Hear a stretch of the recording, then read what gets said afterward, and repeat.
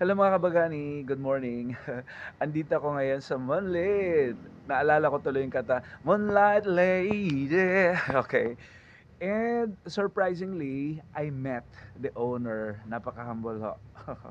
Gusto nating makausap. Ayan, sabayin niyo ako. Kung may tatanong kayo, ito na nga, si Sir. So yung complete name po natin, please. Mario Santos po. Mario Santos from BFD. Kaya lang sa Caraga na-assign. Ayan. So ilang ano na ito, sir? Ilang years na ito? After Ah, Pablo ba or before? Ah, Actually, 1 year pa lang kami nag-uupa. ay, 1 year pa lang. Kasi sa totoo lang, mga kabagani, dumadaan ako dito. Nakita ko lang Moonlit. Yun lang. Pero this time talagang I was actually compelled to report here because we have our guests, our DepEd guests from DepEd Region 11 para sa PIAC. Ito na nga, na-meet ko si Sir. Napaka-humble, napaka-bait. Ayan, Sir. Pleased to meet you. Hindi lang humble, pogi ta. Okay. So isang taon na and na-realize ko na ang lugar na ito ay talagang tawag nito sir, yung bang ka kapa kapo promote. Kapromo-promote siya. Ayan, pinopromote nga natin yung hindi masyadong kagandahan pero this time na-impress ako sir sa totoo lang. Thank you. Okay, gusto lang natin malaman kasi ngayon Holy Week. Darating ang Holy Week. Ang dami hong bagangga na mga research natin ay talagang fully booked. Yes po. Okay.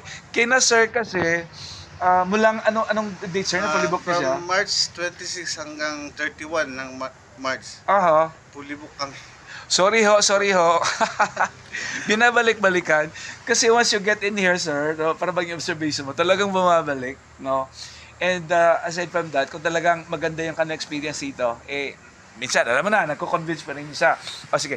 So gusto lang natin malaman, walang entrance fee dito. Wala po. Wala. Dahil, Dahil exclusive lang ang nakakapasok yung kwan lang. Yung kung may room kang kinuha, yun na. Yun na yun. okay. I got it. Gusto ko rin yun. Parang ibang resort, safety, security, di ba? Kasi naman kung exclusivity, ibig sabihin sir, kung merong nahahalo, baka may mawawalan pa. Baka may aamok pa dyan. Okay, so parang pang pamilya, pang barkada, pang kaopisina. Yes po. Ayan. So how much is sir? Yung isang bibigyan ko na idea ha. Ito yung kanilang villa, itong rooms kumbaga. Sa isang room sir, how many persons are how many packs na po pwedeng makapasok doon? Actually, we have 5 packs ang kwan namin. Pero pag may gusto sila, sobra sila ng 5, nag-allowed kami ng extra bed Okay. for that reason. Pero mura siya ha, kasi minsan 500. Okay. Yung isang room 5,000 sir, pero that will compose mga 10. Maybe pag kwan talaga, kasi ang ina-allowed namin hanggang 5 to 6 but Okay. pag may nandito na, kasi pamilya yan, ayaw na Okay, namin okay. mapa-kwan sa Ayan. Ang sabi kasi Kino-consider namin. ang sabi ni Sir kanina na hindi nga daw pwede yung yung parang walk-in. Pero depende sa usapan. Hindi siya makakatanggi pag ako. Lalo na tayo mga kapamilya sa DepEd, di ba? Hindi siya makakatanggi. Kasi mabait naman taga DepEd. Okay, pag-usapan natin yan. So, balikan nito sir, kumbaga, yung features natin dito, ano yung highlights natin? Ano ba yung unique from the others? Except from video key.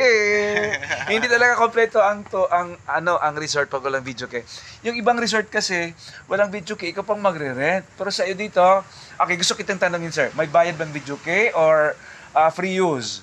Ganito yan. Minsan kasi pag ina-allowed lang namin yung video pag walang other guest. Okay. Pero pag from morning hanggang 9 o'clock lang siya. Okay, ay 9 o'clock lang. Ayan.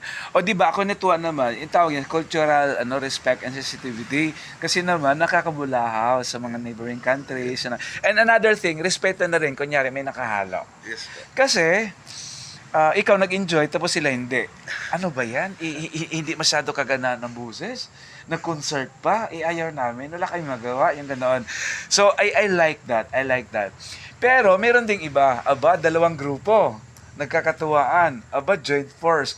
pwede yon, Pwede no? yan, pwede. Okay, depende sa pag-uusap. Okay, alam nyo, ang lugar ay talagang matatagpuan just beside, okay, bibigyan ko kayo ng ideya ha. Dito ako sa loob, andyan lang oh. Tingnan nyo yung gate na yan. Yung gate na yan, daan na yan siya oh. Tingnan nyo yung mga tricycles at saka yung dumadaang bus. Bus ha? May bus na tayo! Sir, may bus na tayo. Kumbaga, Baganga hanggang talaga, Davao City. Then Davao City to Baganga. Ayan, so maraming salamat sa ating mga viewers, no? Kasi yung Mercury Drug ko na views, umabot ng 135,000 views. Tapos ang aking, anong tawag nito? Itong DIY. Ayan. Hopefully, itong views, abot ito ng million para sa Monlit. Monlit Lady. Ayan, no? Sir, invitation, promotion, information para sa lahat at talagang pupunta dito mula sa may-ari na napaka-pugi, napaka-macho at napaka-bait. Sir, please. Isa lang, pag nandito kayo, ako mismo mag-entertain sa inyo at saka Kasi si Sir ang nagluluto. Oh my God. sisiguruhin namin malinis yung Very good. place para sa inyo Oh, and to enjoy.